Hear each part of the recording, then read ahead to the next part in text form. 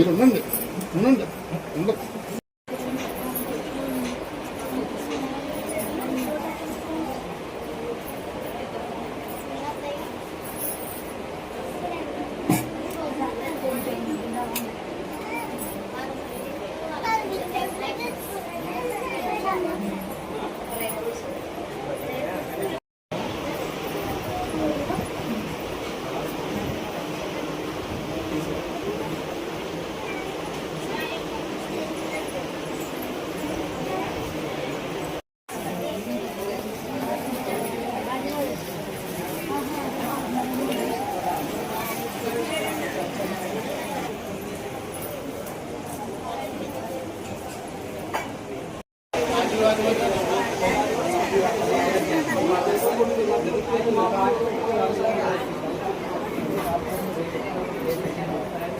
Sir వస్తామండి దాని గురించి వస్తాం.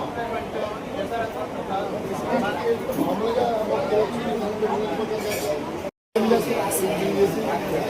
ఎంతోమంది ట్రావెల్ చేసాం. దాంతోపాటు మీ ద్వారానే చెప్తానే తెలియట్లేదు. చాలా అలాంటి కాల్ చేశాను కదా సార్, ఆదివారం వచ్చానంటే మీకు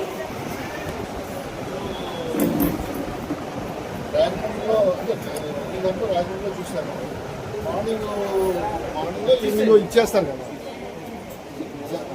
ప్రార్థనలు చేస్తారు కదా, అవన్నీ దొరుకుతాయి. కృష్ణ, నా పేరు సుందర శ్రీనివాస్ దాస్ అండి. సో నేను ఈ అంతర్జాతీయ శ్రీకృష్ణ మందిర్ ఆలయ నిర్మాణానికి అధ్యక్షులుగా ఉన్నాను.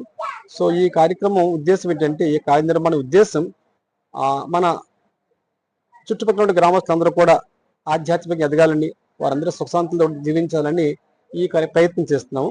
ఈరోజు శ్రీకృష్ణ జన్మాష్టమి సందర్భంగా మేము ఊహించిన జనంగా వచ్చారు ఇక్కడికి. ఎందుకంటే మేము ఊహించింది 1000 మంది వస్తారనుకున్న అభిషేకానికి, కానీ 5000 మంది పైగా ఈ అభిషేకంలో పాల్గొన్నారు.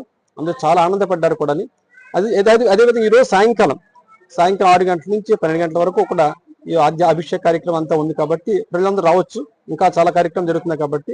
సో ఈ ఆలయాన్ని ఉద్దేశం ముందుగా చెప్పినట్టుగా ఈ ఆలయ ఉద్దేశం ఏంటంటే, అందరి నోట్లో కూడా అందరి నోటప్పుడు హరినామస్మరణ జరగాలి, అందరూ భగవద్గీత భాగవతం అధ్యయనం చేయాలి, అందరూ సుఖశాంతులతో జీవించాలనే ఉద్దేశంతో ఈ యొక్క ఆలయ నిర్మాణం చేస్తున్నాము. కేవలం భక్తుల సహకారంతో మాత్రమే జరుగుతుంది. చాలా మంది అనుకుంటూ ఉంటారు ఈ హరికృష్ణ టెంపుల్స్ అంటే విదేశాల నుంచి ఫండ్స్ వస్తాయి అనుకుంటూ ఉంటారు. ఎక్కడ ఒక పైసా కాదు రాదండి.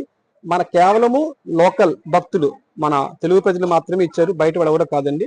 అందువల్ల ఇంకా చాలా వర్క్ ఉంది కాబట్టి నెక్స్ట్ ఇయర్ వచ్చే సంవత్సరం 2026 సంవత్సరంలో ఇది ఓపెన్ చేయాలని అనుకుంటున్నాము. ఇంకా దానికి సుమారుగా మీకు చాలా ఖర్చు పెట్టాం, ఇంకా చాలా ఖర్చు ఉంది దీనికి. సో భక్తులందరికీ సహకరించి ఆలయ నిర్మాణంలో పాల్గొని తరించవచ్చు. సో ఆలయ నిర్మాణం జరుగుతున్నప్పటికీ ఈ ప్రక్కనే ఈ టెంపరీగా చిన్న ఈ హాల్లో మీ ప్రతి ఆదివారం కూడా ఆధ్యాత్మిక కార్యక్రమాలు చాలా జరుగుతున్నాయండి. సో భగవద్గీత భాగవత పారాయణలు, సంకీర్తనలు, ప్రవచనాలు అండ్ మహాప్రసాద వితరణ అన్ని జరుగుతున్నాయి. సో చాలా మంది భక్తులు వస్తున్నారు. సో ఇదందరూ కోనసీమలో ప్రజలందరూ కూడా వచ్చి ప్రశాంత వాతావరణంలో ఆనందంగా ఇక్కడ తరించవచ్చు. అది చక్కటి పవిత్రమైన వాతావరణం ఏర్పడి ఉంది. హరే కృష్ణ.